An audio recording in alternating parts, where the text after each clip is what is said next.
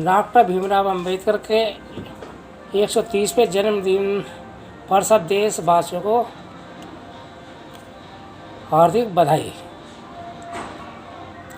भारतीय संविधान के रचयिता एवं अनुसूचित जाति व पिछड़े वर्ग के अन्य दबे कुचले लोगों के मसीहा परम पूज्य बाबा साहब डॉक्टर भीमराव अंबेडकर को श्रद्धांजलि अर्पित करता हूँ। अब मैं कांग्रेस पार्टी के कारनामों से अवगत कराना चाहता हूँ। सन 1946 में कांग्रेस पार्टी ने यह षड्यंत्र रचा कि भारतीय संविधान का प्रारूप तैयार करने के लिए गठित होने वाली संविधान सभा में डॉक्टर भीमराव अंबेडकर किसी भी कीमत पर चुनकर नहीं जा सके, क्योंकि कांग्रेस पार्टी के लोगों को यह डर था कि डॉक्टर भीमराव अंबेडकर अगर संविधान सभा में चुनकर चले गए तो वे इस देश के करोड़ों दलित, शोषित एवं दबे कुचले लोगों को जिंदगी के हर पहलू में मान सम्मान की जिंदगी जीने के लिए जरूर कानूनी हक दिलाएंगे। यह कांग्रेस पार्टी नहीं चाहती थी। डॉक्टर भीमराव अंबेडकर सन 1946 में बंगाल के जैसलमेर व खुलना की सीट से संविधान सभा में चुनकर आ गए, किंतु इसके बाद भी कांग्रेस पार्टी ने बाबा साहब का विरोध करना नहीं छोड़ा।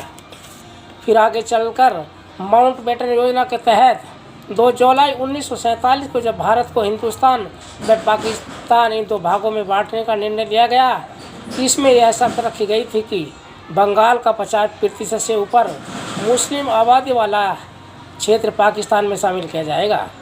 परंतु इस शर्त के बावजूद भी नवंबर 1946 में संविधान सभा के लिए हुए चुनाव में जिस क्षेत्र से बाबा साहब चुनकर आए थे, उस क्षेत्र को कांग्रेस पार्टी ने साजिश के तहत पाकिस्तान में शामिल करवा दिया, जिसके कारण फिर बाबा साहब पाकिस्तान की संविधान सभा के सदस्य कहलाए, जबकि क्षेत्र में मुस्लिम आबादी 50% से काफ़ी कम थी।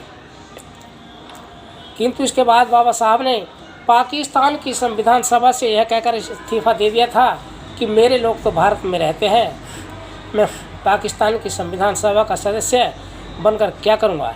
इसके बाद बाबा साहब पाकिस्तान की संविधान सभा से इस्तीफा देकर इंग्लैंड चले गए।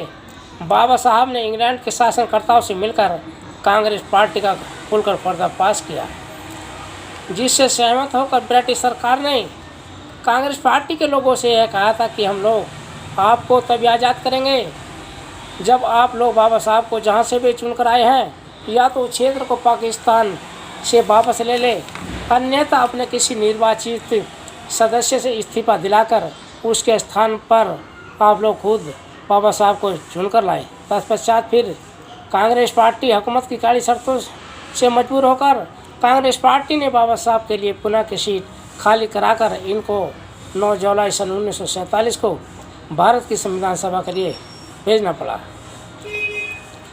इसके बाद 15 अगस्त 1947 को जब भारत और पाकिस्तान दोनों स्वतंत्र देश हुए तो 29 अगस्त सन 1947 को भारतीय संविधान प्रारूप तैयार करने के लिए एक समिति बनी, जिसके अध्यक्ष डॉक्टर भीमराव अंबेडकर बनाए गए। इस समिति में कहने को तो 6 सदस्य थे, किंतु उस दौरान एक सदस्य की मृत्यु हो गई थी, दूसरे अमेरिका चले गए थे, तीसरे अपने सियासी कामों में उलझे हुए थे, 2 दिल्ली से दूर रहते थे। इसलिए बाबा साहब ने दिन रात कड़ी मेहनत करके भारतीय संविधान तैयार किया। बाबा साहब ने सभी धर्मों जातियों को ध्यान में रखकर संविधान तैयार किया। इसके तहत सन 1951-52 में जब पहला आम चुनाव हुआ तो बाबा साहब बम्बई सिटी उत्तर से प्रत्याशी के रूप में चुनाव मैदान में उतरे, किंतु यहाँ पर भी कांग्रेस पार्टी ने बाबा साहब का विरोध करना नहीं छोड़ा। कांग्रेस पार्टी ने साजिश के तहत बाबा साहब के पीएस श्री नारायण काजरोलकर को, जो बाबा साहब के समाज के थे, बाबा साहब से तोड़कर उनके खिलाफ कांग्रेस पार्टी के टिकट पर खड़ा कर दिया। इस चुनाव में पैसा पानी की तरह बहाकर बाबा साहब को हराने का पूरा प्रयास किया, ताकि लोकसभा में पहुंचकर कांग्रेस पार्टी को समय समय पर विवश न करते रहे। अंत में कांग्रेस पार्टी की साजिश के तहत बाबा साहब चुनाव हार गए और काजरोल का चुनाव जीत गए। इसके बाद बाबा साहब ने कांग्रेस पार्टी से सावधान रहने के लिए सलाह देते हुए अनुसूचित जाति, जनजाति, पिछड़े लोगों से यह कहा था, मेरे जीते जी की तो छोड़ो, मेरे मरने के बाद भी इन वर्गों के लोगों को कांग्रेस पार्टी का चार आने का सदस्य में नहीं होना चाहिए। बाबा साहब ने हर धर्म व हर जातियों को ध्यान में रखकर भारतीय संविधान तैयार किया था। बाबा साहब ने के संविधान के अनुसार भारत में महिला पुरुष दोनों को एक श्रेणी में रखा गया है।